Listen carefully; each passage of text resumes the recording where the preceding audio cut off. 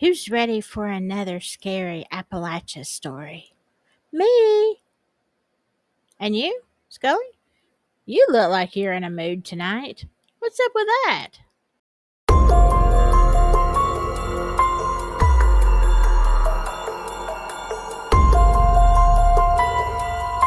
Well, hello, my spooky friends. Yeah, Scully is.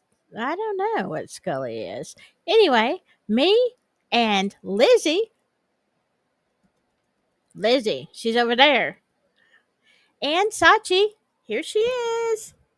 Oh, look at you got a close up. There she is. Look at those pretty eyes. Look at those pretty eyes. She's not happy. I'm sorry. Your fans love you. They do. They ask about you all the time. They love you. All right, we're going to watch some scary TikToks. And y'all, I know some of you love them, some of you hate them. I have some great stories coming up from you, and we're getting ready for spooky month, spooky season. All right? This is the last one before we officially go into spooky season. So let's look at Appalachia, the dark, the beautiful, the woo, and sometimes very terrifying. My encounter happened July of 2011. Do not know the exact date. Me and my girlfriend at the time were coon hunting. We had a pretty high-powered little dog named Dixie. A real strong, gritty little dog, would challenge a bulldozer if you gave her a chance. We had hunted and made about 2 or 3 drops that night in the same place. She done all right. The only problem was my spotlight had run out of battery. My big wheat light had run out of battery. So I was having to use a trail light. Little old keychain light, about yay by that, itty bitty little thing. And it just had just enough beam to put out to where you could, well, you wouldn't trip over your feet. As we're walking out, I get noticed my dog would take 2 or 3 steps, then look to the right, 2 or 3 steps, look to the right, 2 or 3, look to the right. And this goes on for roughly 4 or 5 minutes. Always looking in the same place. Now we're hunting on a patch of woods next to a horse pasture. It has about 6 head of horses in it. We cut down a little low hill and just itty bitty little old holler. We're going to go up to the flat to get back into the horse pasture. As we're going down, I look up and the horses are up on the flat and they're all in a tight bunch. The whole herd's in a tight little bunch. Their ears are up. And they're looking there, and my dog keeps looking. Now my dog keeps looking this way, so I stop and I tell my girlfriend, "Hang on, babe. Let's look at Dixie." She looks down, and by now Dixie's done turned completely sideways and is looking right at whatever she sees. She starts a slow growl. I look and I see movement. Well, I think I see movement. My first thought is, okay, she's done the wind of the coon, or we done flushed a deer, or something of that nature. So I stop and I'm watching her, and she's still looking. I'm trying to get eye shine on my key light. I can't pick up any eye shine and don't go out far enough. So my thumb's getting tired, so I just let off the light. And then I see movement again. It kind of moved just a little bit by like this, and I saw a silhouette. My first thought is we done walked up on a black bear or something of that nature. It's curious, it's standing up, it's looking around. My girlfriend says, "I'm going to run now, okay?" You don't run from a bear. So I got her by the back of the jacket. She was wearing a light jacket, like a windbreaker that day. I'm like, "Hang on, don't run." Now I see it move again. This time it moves about 10 yards. It's full moon. It's a full moon. There's a slough right behind where this is all going on. It's got about that much water in it. That's just shining perfectly. It's almost like a perfect backlight. Now I see it move. And you can see a pair of shoulders, a pair of arms, and a very distinct head. Now as it moves, it takes out 2 or 3 of these little trees at a time. I'm going to say roughly tops of 8.5 to 9 foot tall, 3.5 foot to 4 foot across the shoulders. Very broad, very, very broad. From about the waist down was fuzzy. You could see movement, but it was fuzzy because the backlight was only from the top up. It would move about 10 yards, stop, look, 10 yards back, stop and look, Go up the hill a little bit, look, come back down and look. Then it got behind this decent sized tree. You could see some of it on the other side, but you could see mainly the head poking around. Like here's the tree, you can see the head poking around looking at us. I look at Dixie, she's done. I'll reach down and snap Dixie. She takes about 5 steps out and just locks.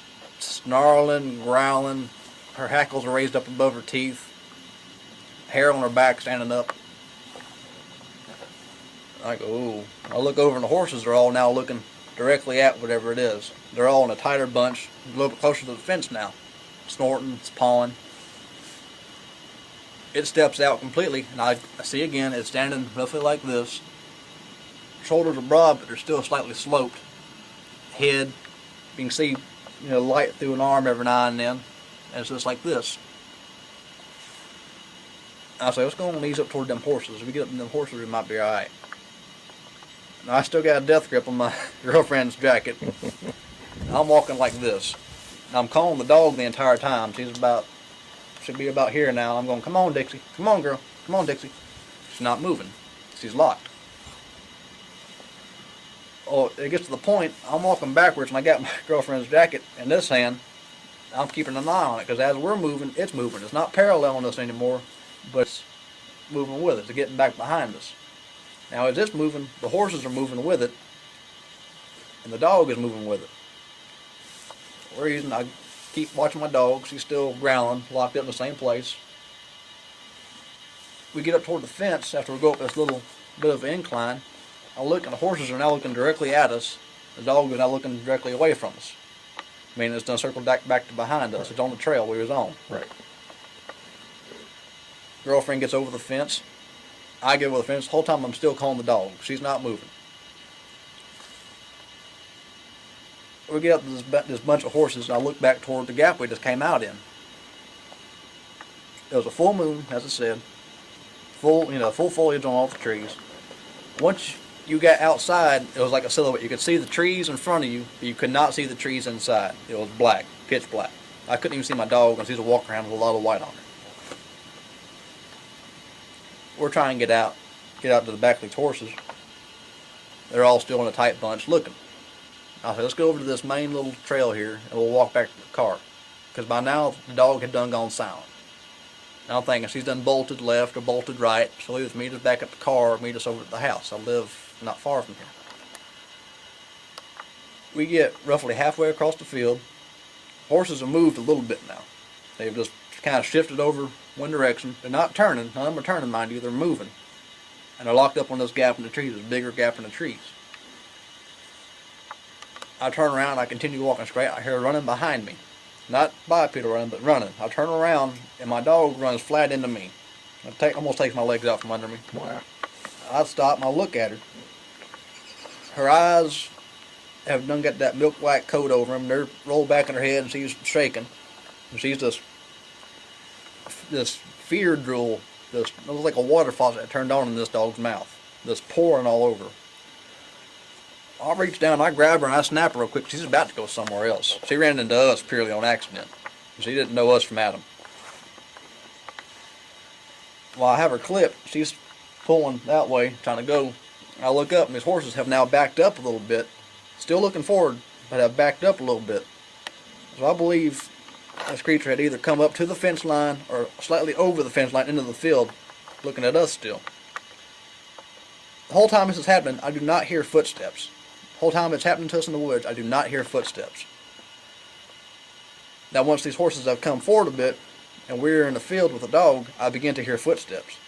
It's 1, 2, 1, 2, 1, 2. It's not 1, 2, 3, 4 as an animal running through the woods. It's 1, 2, 1, 2, 1, 2. Then it picks up. It's 1, 2, 1, 2, 1, 2. It picks up speed till it's a full run. I know the ground back here very well. I grew up back here. I've been in the woods more than I've been indoors. I can tell from the sound. Went down the trail, capped the hill, ran through the slough. It's called Shepherd's Slough. Hit the creek. Once it hit the creek, it goes about 15 steps in the water. The creek forks off. So I do not know if it ran back to the bigger slough or ran up into the hills and hollers. The girl that was with me at the time is now my wife. The dog, I never could get her to hunt again. She was ruined from that day on. Now, as we're walking back, we'll get back to the car rather, she never would load up in a dog box. You'd have to physically pick this dog up and set her in the box and close the door.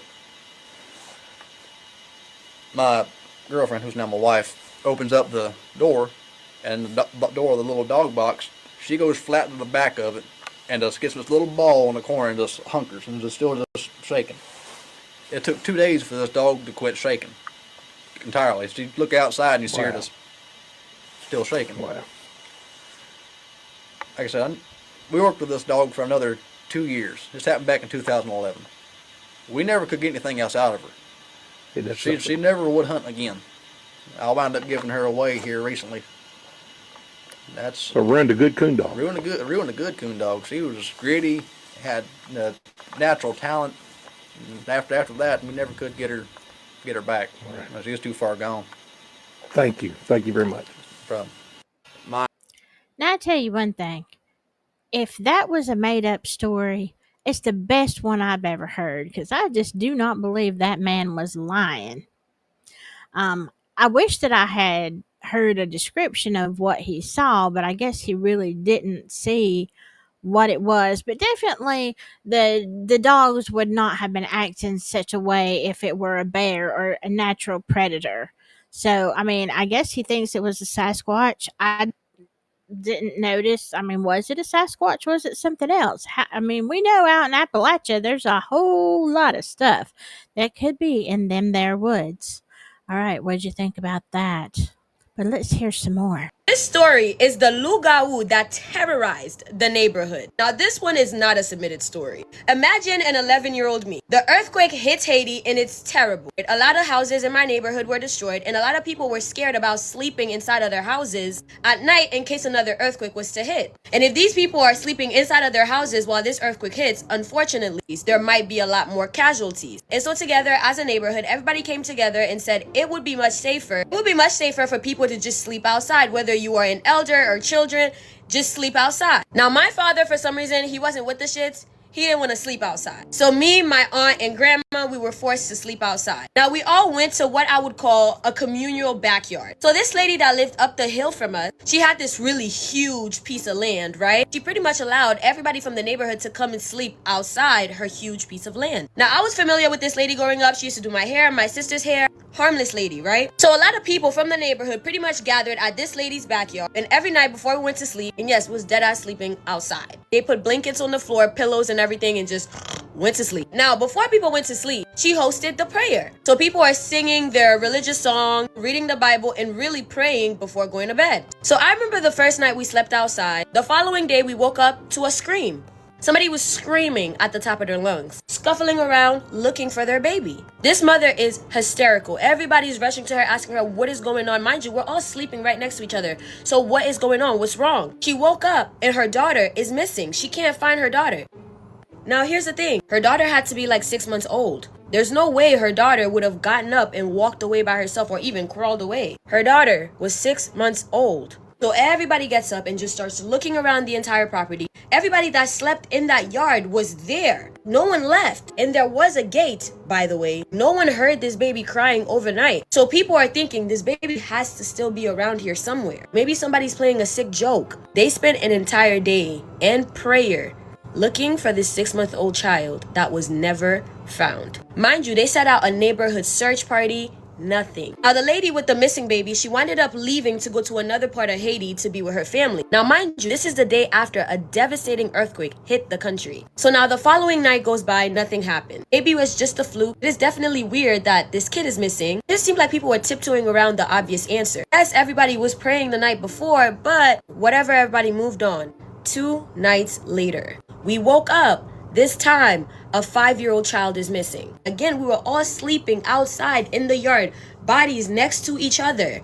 Again, we were able to hear shuffling something. Nothing was heard. Again, search party. People are looking up and down for this 5-year-old boy. He's missing without a trace. Until this man that was sleeping in the yard came forward and said, now he's not supposed to talk about this, but in the middle of the night while everybody was sleeping, he started to feel his body sweating like he's really, really hot. He woke up, opened his eyes. However, he wasn't able to move. That's all he was able to do was dart his eyes back and forth, and he noticed that everybody around him was asleep. Everybody around him seemed to be in a deep sleep. Himself, he could not get up. That's when he noticed that there was a creature flying above that yard. He claimed to have made eye contact with the creature, who had fire as a tail, and the rest of its body kind of looked like a chicken. He claimed that the creature flew over, took the child, made eye contact with him, and flew away from the yard. Now, he waited before he could say something because he was afraid about his safety. And yes, they winded up catching the Lougawou after the Lougawou tried to take one more child. Now, before you just say, no, there's no way this could have happened,